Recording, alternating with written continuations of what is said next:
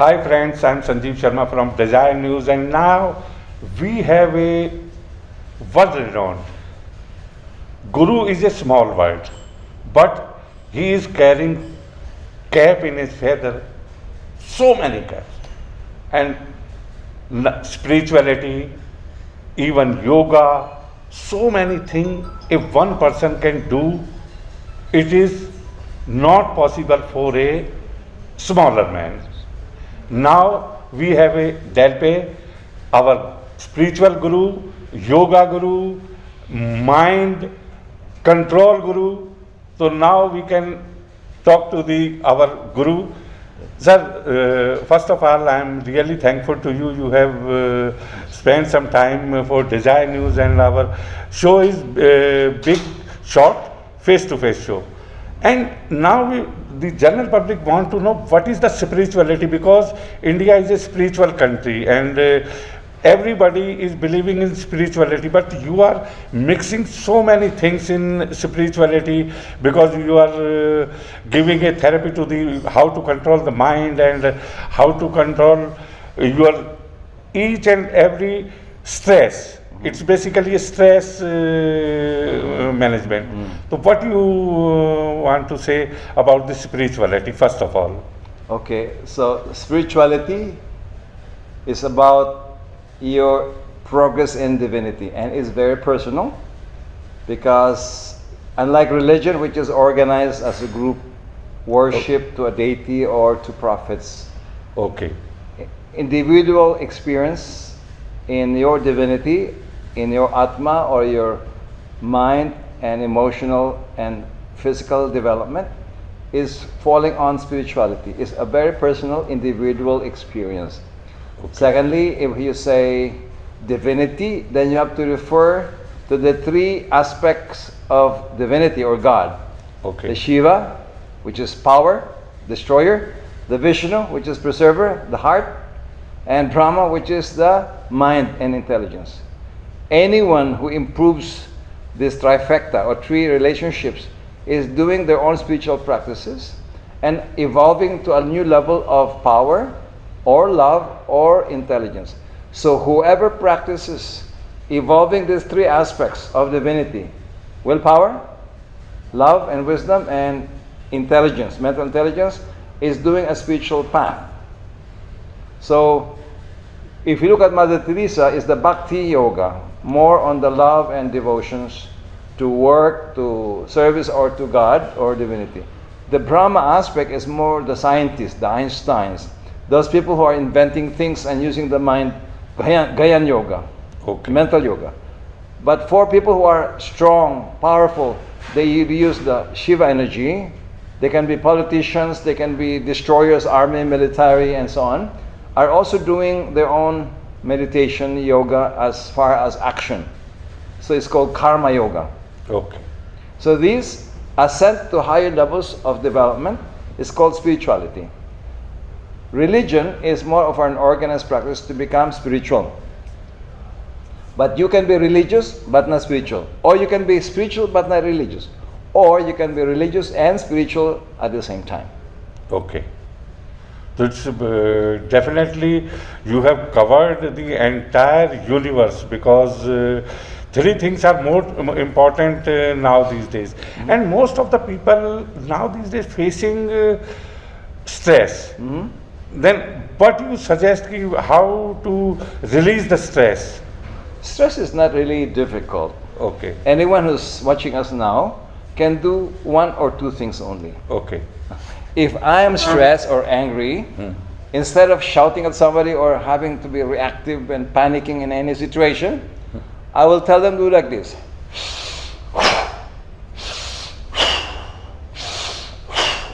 10 times, 20 times, in just 1 minute, you feel good. Sometimes we keep so much our stress and anger and anxiety that it's starting to affect your heart, acidity, or your constipation, or you're starting to get heavy and stress here, or palpitation and panic attack. Mm-hmm. It's so simple. Stress, anger, fear are all energies in here. Mm-hmm.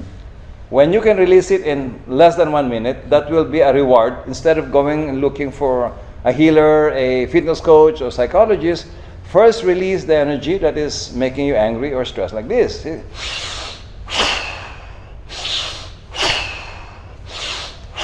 If you do that for 15 times, there's no more energy to be angry because it's released. Your stress here, your tension, your stomach having issues will flush out.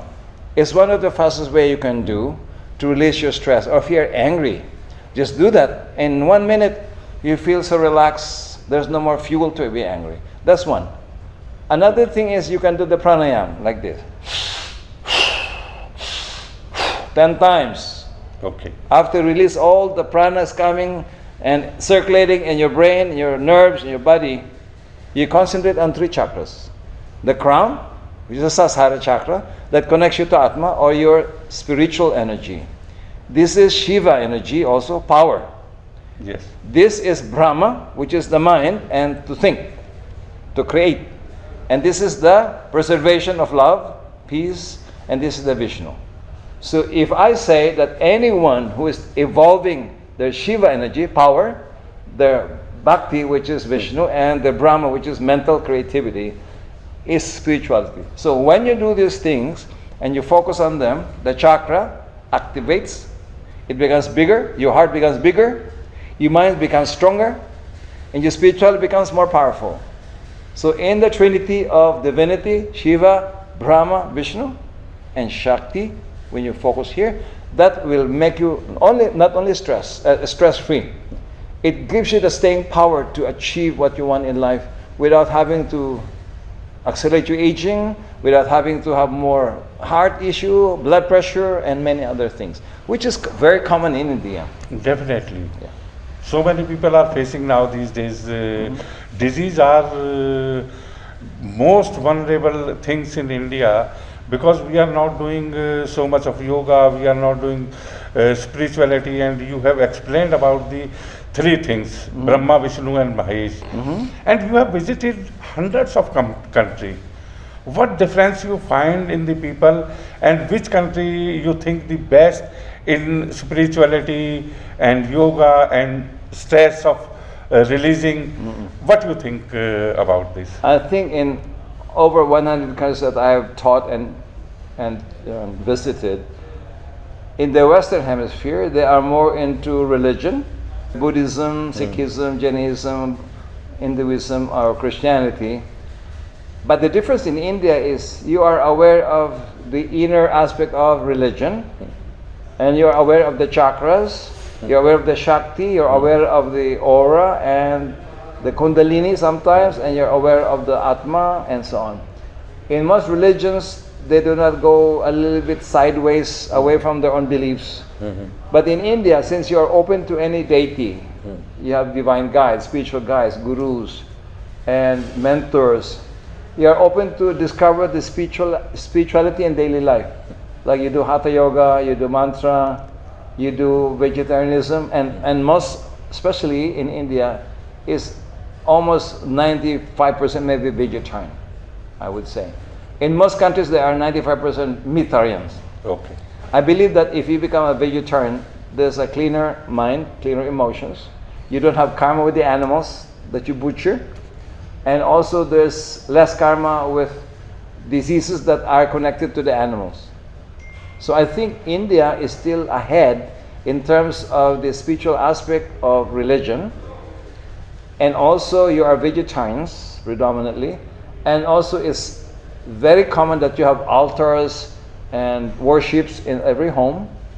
In most countries now, they don't have any spiritual center in the house. Okay. In your case, you have Buddha, you have Ganesh, you have Lord Rama. You have a spiritual reminder, I would say, a iconic reminder that you have to bow, you have to pray, and you have to be good. And that, I would say, reminder is important. In most Western countries, there's not any more reminder of spirituality and religion in the house. It's just, a big TV, a big 2 refrigerators, Okay. and a good sound system, and a good garage, and the lawn mowers, and all kinds of tools from the shops.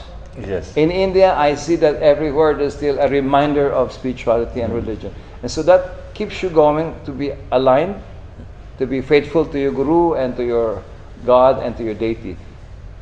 That alone is important as a reminder, because in most countries they don't have that anymore, except in Catholic countries where they have the statues of Jesus, and in Buddhism the statues of Buddha. But in the most Western hemisphere, the more modern society, they don't have any more spiritual element in the house. They have only TV, you have a sala, living room, you have dining room, refrigerator, and nothing else. So I think India has still been ahead in that aligning aspect to the spiritual path. Okay. You have written, I think, 12 books, and what about that books? How people can read that books?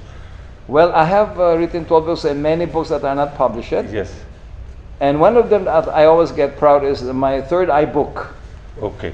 because it was launched in India with Dr. Karan Singh, Maharaj Singh of, Yes, from Kashmir. and also I was able to give that to the President Patil in the palace, yeah. and that is a good thing. In 2010, I've written that book in 2001, 2002, but in India I launched it very professionally and spiritually in Delhi, and I'm very proud about it because it has been handled in the right way to the Indian culture, which also possess a lot of the idea of the eye of Shiva and so on. Many of my books are geared towards self-care, how to take care of your health, your mind, your emotions, and your body and your soul. And self-development, how to improve and equip your mind, your 5 levels of intelligence, not only to think logically, but use your instincts, use your emotional intelligence, use your abstract philosophy, and use your intuition and your wisdom. So I covered in those books the 5 levels of intelligence of advanced human being. Then I did a lot of the 8 types of leaders, how to profile people. There are 8 types of people, there are 8 types of children, there are 8 types of politicians. And who wins sometimes are not always the best leaders, but they know how to go there. And they know how to stay there. The best minds are not always the best politicians because they don't know how to win. But I think a lot of good politicians today are able to control the power so that they can bring the destiny of 1.4 billion Indians. So I think you are still in the right place in terms of that alignment. My other books are very advanced. It's about 12 rules to achieve enlightenment. It talks about the rules, how you create a curriculum to be enlightened. Because people think that yoga, meditation, being vegan are curriculum. No, those are subjects. Yes. A curriculum is made up of subjects combined into a path where you progress every time. So if you don't have a curriculum for enlightenment, you can just be partially enlightened, partially evolved, but not totally in a path. You need a curriculum to go to a life path to pursue what we call the self-mastery or life mastery. Definitely, because now these days in curriculum is completely different and practical is completely different. Yes. And you have already talked about the 8 yogas. We want to know about the 8 yogas. Okay. Most people think that yoga is hatha yoga with asanas, with mudras and pranayam, right? Yes. Astrika, Kapalabhati, and a little chanting, you know. But if you see the scientists, they're always focusing and meditating on the subject matter with the seed thought until they discover something. They focus their mind and concentrate 100%. They forget the environment. That is also yoga of the mind. The scientists, the people who are thinkers, they are Gyan yogis, yoga of the mind. The business people who deliver goods, services, sell things, fabricate things, like this camera will not be there if there's no scientists and business people who will produce it. Yes. Dalai Lama enjoys the flight, but without the airplane and without the inventor of planes, he cannot go to different places to preach. So with Mother Teresa, we not have a refrigerator to cool a lot of the blood for the old people, you know. So I respect business people are also in the spiritual path. It's called karma yogis, yoga of action and business. And there are also people who are mantric yogis.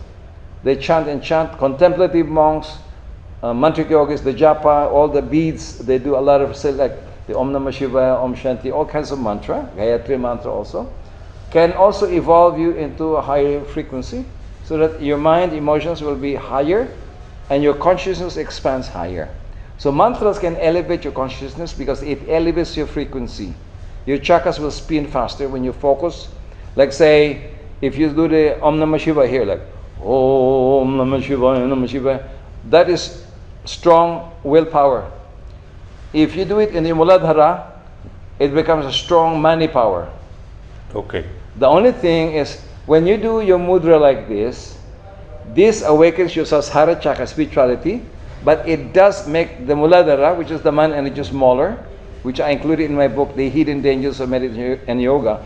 Because when you become more spiritual and you don't have money, you will be in trouble. You will not be able to supply projects, your mission will not be financed, and the family will suffer because lack of money. So in my own teachings, I wish everyone would have a lot of enlightenment, a lot of money and power also. Yes. If there's a lot of power and money, you can influence society more than if you don't have money. But it should be regulated by a good conscience, a good heart, so you become a custodian of money and power, and also more enlightened, so that you will be able to have wisdom to rule. If these two, wisdom to rule and lead, and the heart to share, be a custodian of wealth and resources, the world today will be different if leaders do that. And the problem is, if you meditate with this, you will decrease your material energy. So you need to use the mudra that activates your lower chakras. Goddess Lakshmi usually use this, not this. The Buddha used this. Lakshmi used that. Why? To gratify your wish for material life. So if you do this, it activates your lower chakras. Yes. It activates your money and potential power to manifest money. So for me, I would combine spirituality and materiality, like this, and you do your chant or your pranayam or anything else. Because I believe to become a new spiritual icon in this next generation to come, we need to fly high with two wings, material wing and spiritual wing. You cannot just make money without integrity and spiritual values. Yes. If you do that, you can earn a lot of money, but you have karma to pay because it might not be guided to get money in the proper way. Yes. Now, if you become so spiritual but no money, you will not do your mission. You will just be in a cave or in a temple meditating but no action.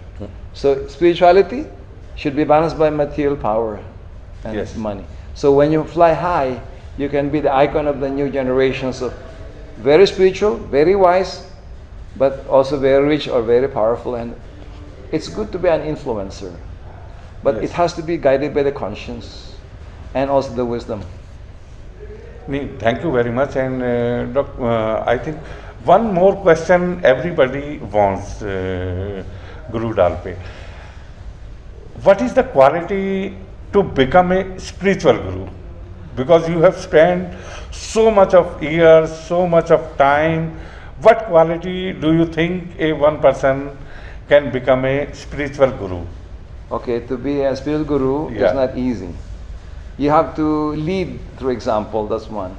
You have to mean what you say and say what you mean, you know, because Yes. many people like politicians can promise you everything, Yes, and yes. after election they don't do nothing. That's why I am asking, because you are the right person to give this answer. But a spiritual guru dispels darkness. Your own Atma is a guru.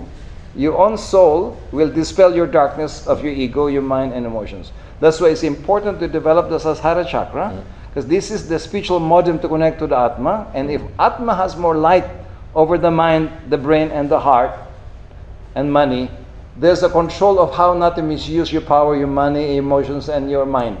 That's why that is how gurus would do it. Secondly, a guru is one who has stimulated the Shiva energy, Mahesh energy, power, Yes. and the love and bhakti of Vishnu energy, the heart, the emotions, and very brilliant mind, tactical and strategic mind. Yes. Ability to see bigger things and ability to detail things. If this is achieved in a person, they are not only gurus, they are leader of leaders. Because you can lead Mother Teresa, Yes. you can lead Einstein, and you can lead the Hanuman groups, the Yes. warriors. So if that is one of the qualifications of a guru, I would say that every development of these trifecta or trinity of enlightened gurus is that it requires a process to do character building. Yes. Character building, say in Raja Yoga, you have yama niyama. You observe and you abstain. That's the same as in Christianity. The commandments of Moses, do not kill, do not, but do this. Jesus said, do this. So you say Raja Yoga is one of the more advanced yoga because it has the character building aspect, not just pranayama. So I think to be a spiritual guru, there are levels. Even gurus have many levels. There's a guru here, guru there, and mahaguru, and there's a guru of the mahaguru. Yes. And there's also the absolute guru. So if you look at that, every guru has a lesson to learn. Even all the gurus of India, they still have a lot of curriculum to go higher and higher. Yes. They are called godmen or godwomen, but I think to a certain level compared to the mainstream. But compared to the mahaguru, they are pupils and disciples. They're just a representation, the tip of the iceberg of bigger guys that are waiting for them to go, they replace them again or something. So character building, that's one. Service, you should have a service big enough according to your level of development. You have to have a big heart and use it, big mind and use it, big power and use it, big shakti and use it, big muladhara, money and use it. That is how a guru should do, not accumulate money and put only a big ashram and then. I wish most of the gurus in India will go to where sinners are. What I mean, most gurus still go and do a darshan with people who are very loving and very kind, who cannot kill an earthworm. I think they are not as needed there because people already are very loving, quiet, they are very pious. So a guru is not needed there, there's not much darkness there.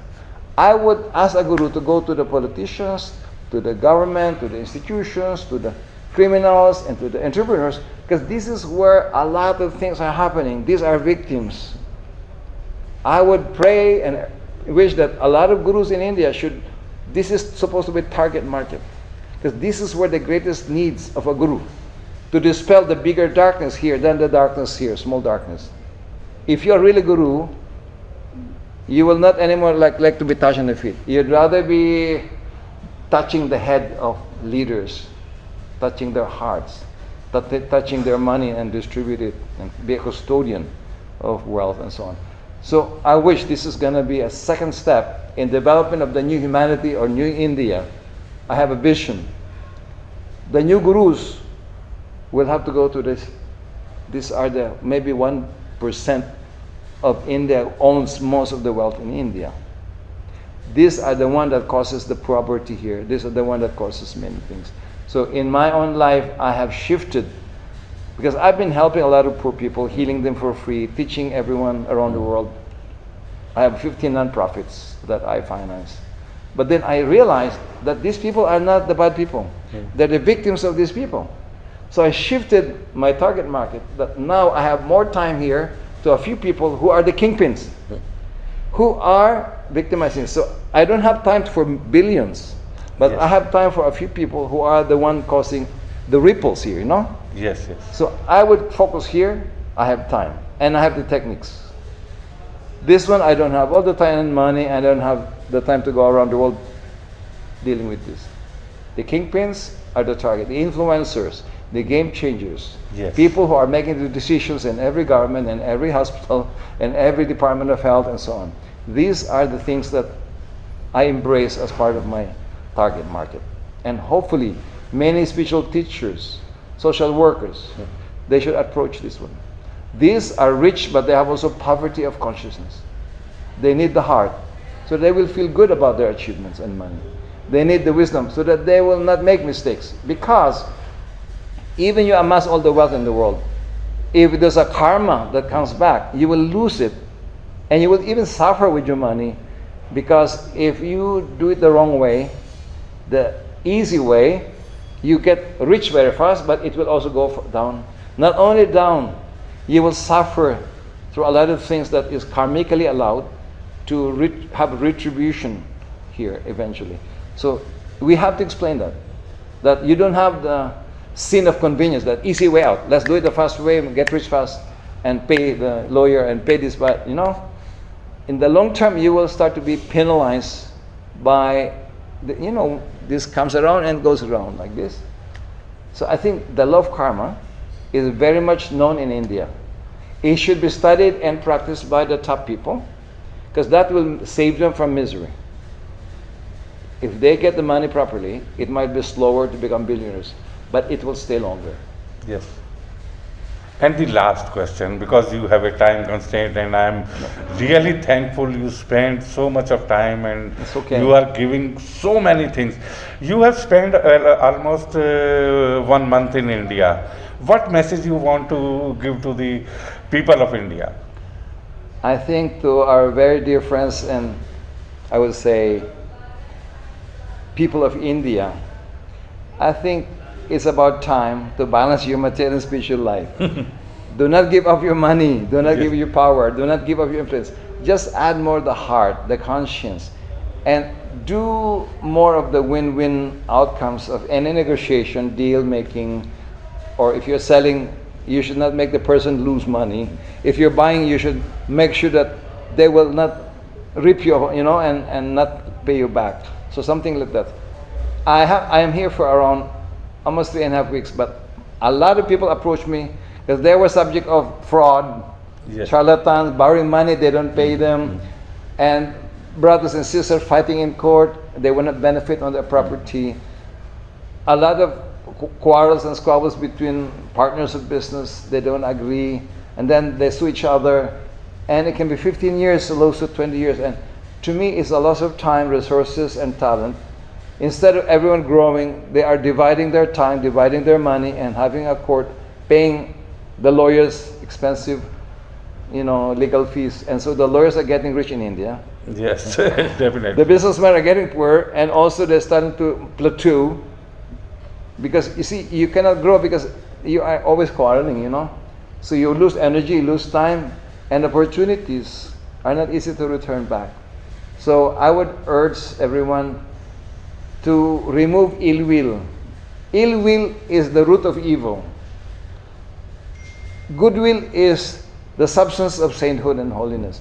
So if you have a good intentions to start any negotiation or a business, that is the seed of success already that is sustainable.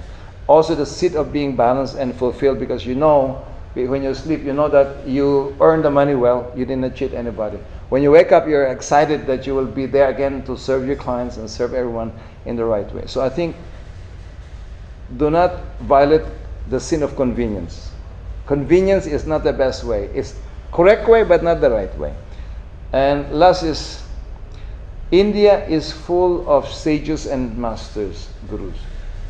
Let's access their mentoring so that we will develop also the hearts. The hearts of a master, the heart of a saint is much needed. Secondly, we need to sharpen our minds to see things clearly.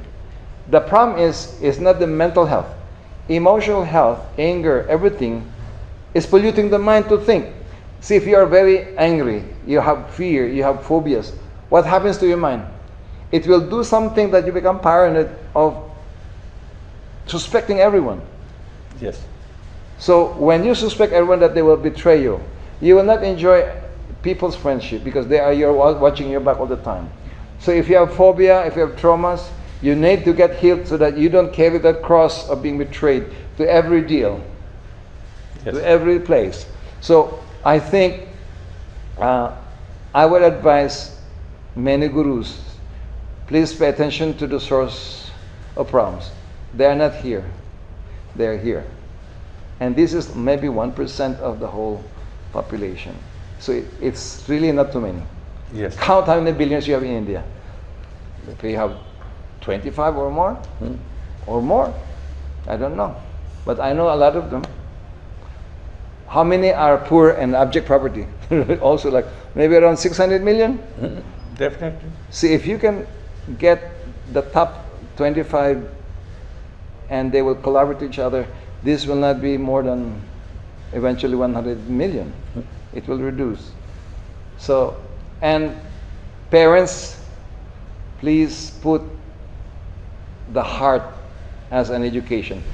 Educate the heart in every Indian so that when they become powerful, intelligent, you will not have a problem as a parent. So install the heart in children from early on. Then you can make their mind sharp, and then you can install the Shiva, the power. Then it will be safe. And do not just meditate. Just open your heart and you can see more needs than closing your eyes. If you just pray like this, sometimes the one who's giving has more advancement. So it's good to do like this, but it's better sometimes to. Definitely. That's my wish. Thank you very much, Guru Dorpe. You have spent so much of time and you have given one most important thing which we are looking for. Ki education is the most important part of this country, and we will definitely call you in next year visit, and thank you very much. Dzire News is really thankful to you. Pleasure to you. Thank you. And more powerful to your program. Thank you very much. So obliged, because you have spent your most precious time. It's a pleasure, and I want always to contribute and serve. Thank you.